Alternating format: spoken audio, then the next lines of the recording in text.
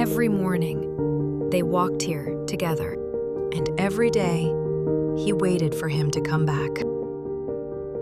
It became their routine, day after day.